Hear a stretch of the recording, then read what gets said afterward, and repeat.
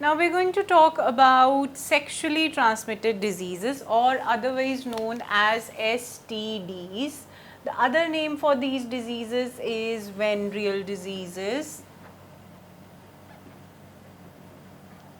and otherwise also we have a term that is known as RTI, which refers to reproductive tract infection.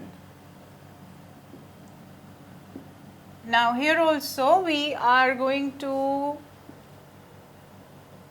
take into account two of the diseases, and before we talk about those two, we are going to see what all are the diseases which are transmitted by sexual contact, and the most dreaded one is the one I have written over here, that is AIDS caused by HIV.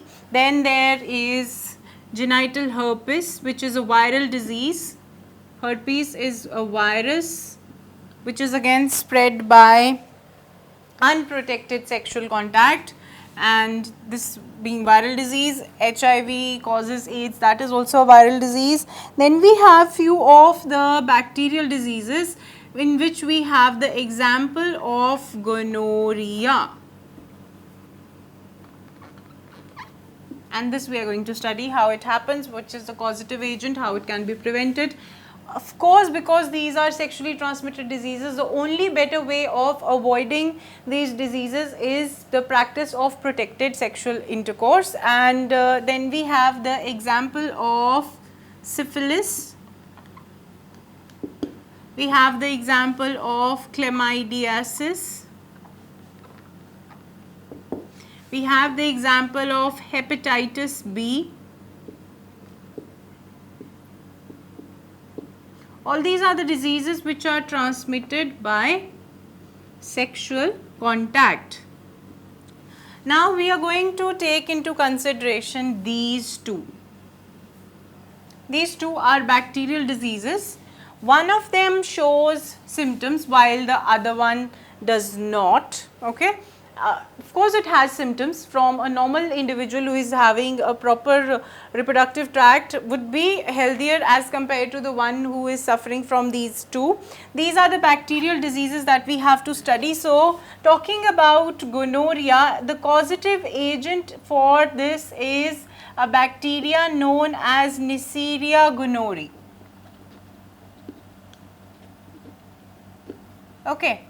This is the bacteria which causes gonorrhea, and the bacteria which is responsible for causing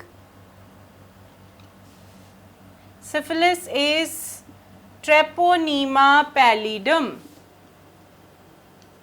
T. pallidum or Treponema pallidum, which is responsible for causing syphilis. Gonorrhea is caused by this one, while this causes syphilis. Now these two bacteria, they get transferred from one individual to another individual only if they are coming in contact and some performance of sexual activity is taking place, because it is through the genital areas that the bacteria would be transmitted from one person to another.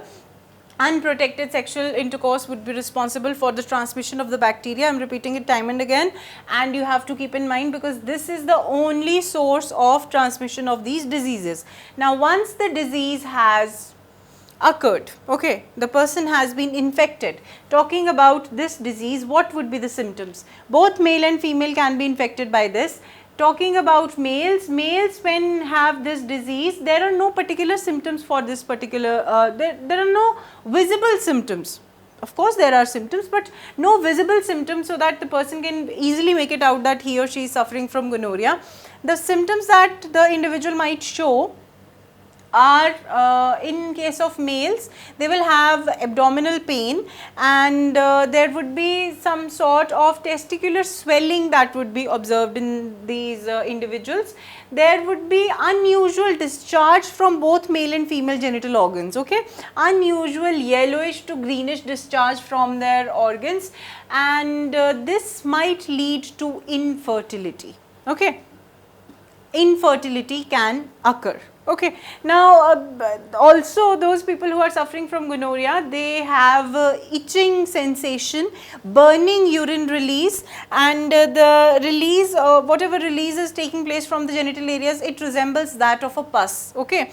So, these are the symptoms, visible symptoms which can be observed, and it can be inferred that the individual is suffering from gonorrhea. Those people who have this disease, they are at high risk of catching AIDS. Okay. Now, the next type is syphilis. Syphilis can be identified by a visible symptom, that is the growth of sores on the body.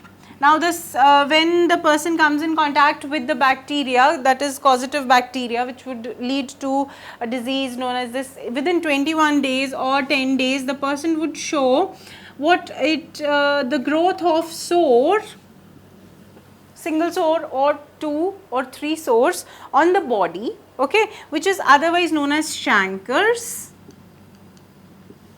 These chancres, they would show on the genital area only. The whatever part would come in contact with the bacteria in the first place, that would show these chancres, and these chancres would develop further, and this syphilis can be cured easily. It shows its symptoms. So, as soon as it is identified that the individual is suffering from syphilis, it can be taken care of by a treatment. Of course, antibiotic treatment would be given in both the cases because it is bacterial disorder.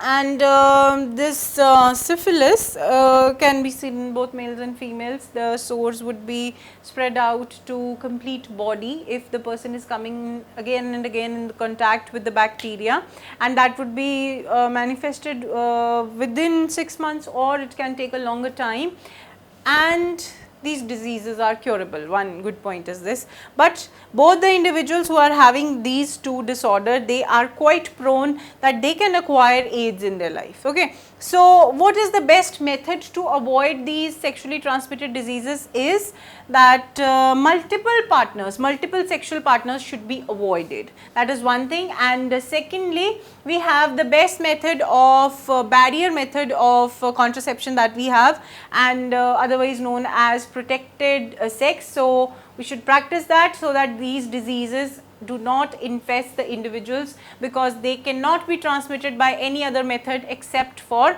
sexual transmission. So, this is all you have to keep in mind, and these are the 2 bacterial diseases that we had to do.